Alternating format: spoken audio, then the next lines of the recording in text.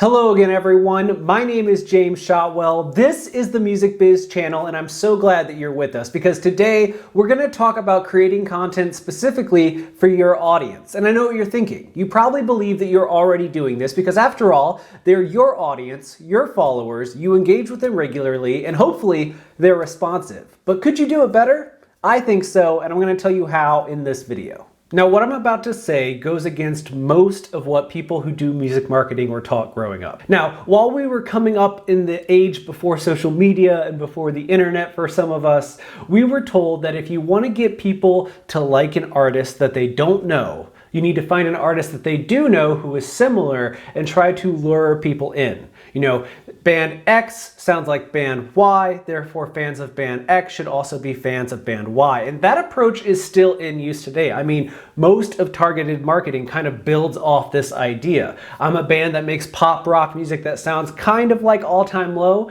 therefore I'm going to set all of my ads on Instagram, Facebook, and elsewhere to target fans of All Time Low and hopefully convert them into my following. And while that approach does work, it is proven successful, it will continue to be successful, I think there's a better way to look at building your audience and engaging with your existing community of fans that will help you much more moving forward. You see, something has happened over the last 20 years that many music marketers, and especially up-and-coming artists trying to market their music, have yet to take into consideration.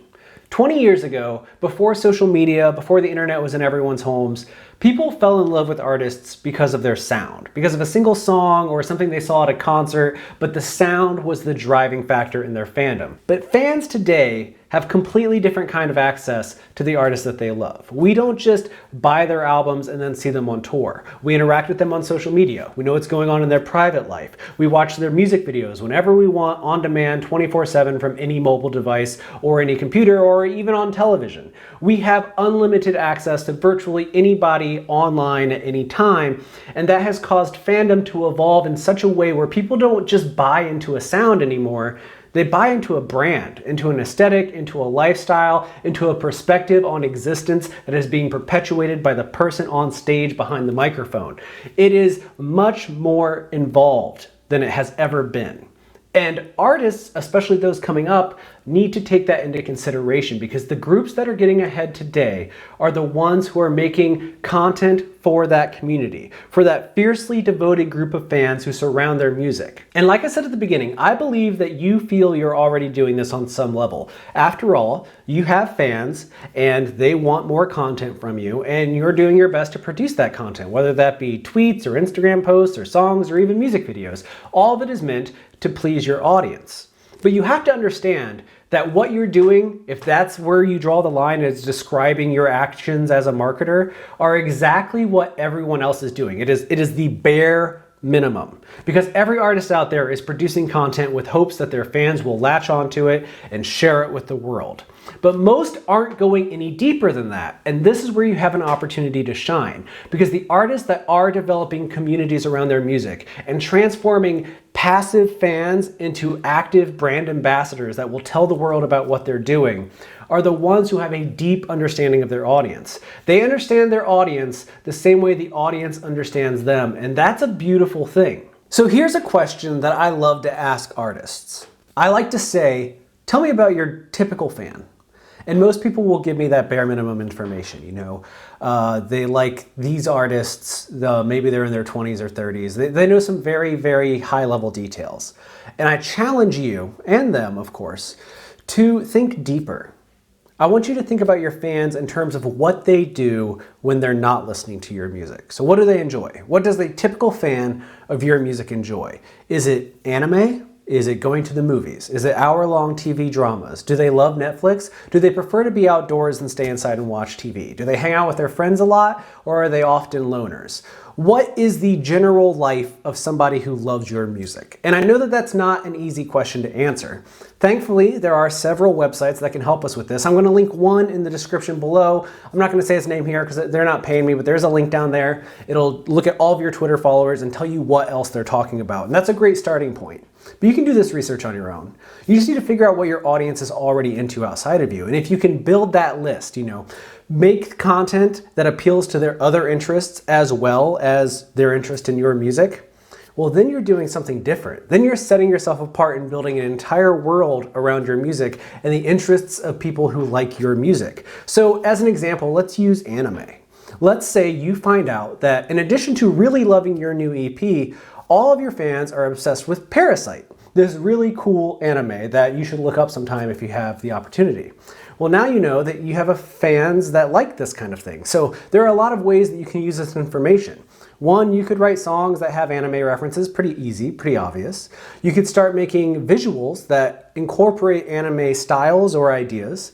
3, you could make merch that's inspired by anime. 4, you could make memes that you post online that are inspired by anime. Or you could just offhandedly reference it in the content that you share. But this will tell your fans, not only do you appreciate that they like you, but you also appreciate the things that they appreciate, that you have these shared interests. And what that's going to do is not only further your bond with your audience, but also deepen the connections between fans. And altogether, everyone grows closer, and now everyone is even more engaged in making sure that this community that is built around your music continues to thrive and expand. Now, there are 2 things I want you to keep in mind while you're working on this, what I like to call reverse engineering your audience. And that is 1, make sure that you don't blow your budget in doing this, okay? So let's keep with this anime idea. So you find out that your fans really enjoy anime and you want to give them some content that's tailored to their interests. Well, that's really good on paper. Maybe you don't have the budget to hire an animator, and that's okay. Start small, start simple. That's where you can just make content that is within your budget and build from there. Because your fans understand that not every musician has $1 million or even $100,000 or even $1,000 in some cases for marketing. They're going to appreciate you trying to do the best you can with what you have. That itself is enough. And I know that you don't always feel like it is, but recognize that it is and take confidence in doing the best you can with whatever budget you have, and that will be good enough. The second thing is that you need to understand and appreciate that our connection with one another is constantly changing. Because of social media, because of the internet, because of how often you're going to go on tour. People feel more than ever before like they know the artist that they love, and they wish in turn that you understood them on the same level. So when you take this approach of figuring out what your audience likes and leveraging their interests in your future marketing endeavors, they're going to start to feel that way. They're going to feel a deepened connection. They're going to feel like you get them on some level like how they get you. And that's beauty. That's something that money itself cannot buy. It's about listening. It's about understanding. And if you don't know where to start, just ask them.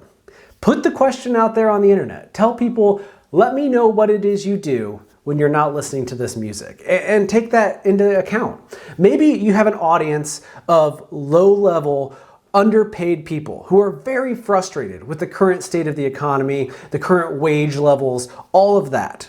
And maybe there's a way that you can leverage that in your future promotional efforts. Maybe you actually get active in participating and fighting for higher wages. And maybe it's not about promoting the music, but promoting a cause that you genuinely believe in, that your fans can also get behind, so that again, you all feel like you're a part of something bigger than yourselves. Because at the end of the day, the artists who are able to establish and maintain this sense of we're bigger as a group than we are as individuals, those are the ones that have careers that last. Those are the ones whose fan bases become armies or soldiers or whatever thing they want to call it. They become ambassadors for their sound. And that's what I want for your career. But if you want to get there, you have to think deeper about who likes your music. No more of this high-level nonsense. Figure out who your audience is. Figure out what they like, what they hate, what they care about, and use that to promote your music and deepen your connection.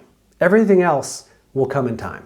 And if you want even more advice on all of this, including the music industry in general, well, that's why this channel exists. Music Biz is here to help you navigate the modern music business. And we create videos all the time geared towards that one specific goal. And even more importantly, we have a community of people around us who all participate in these conversations, both in the comments, through email, through social media. People are out there trying to build a better music industry together, and we want you to be a part of it. So if you've done so already, please click the subscribe button down below. And if you have, I thank you so much for your support. It literally helps me keep my job. And until I see you again, if you do nothing else, please take care of yourself, because you deserve it.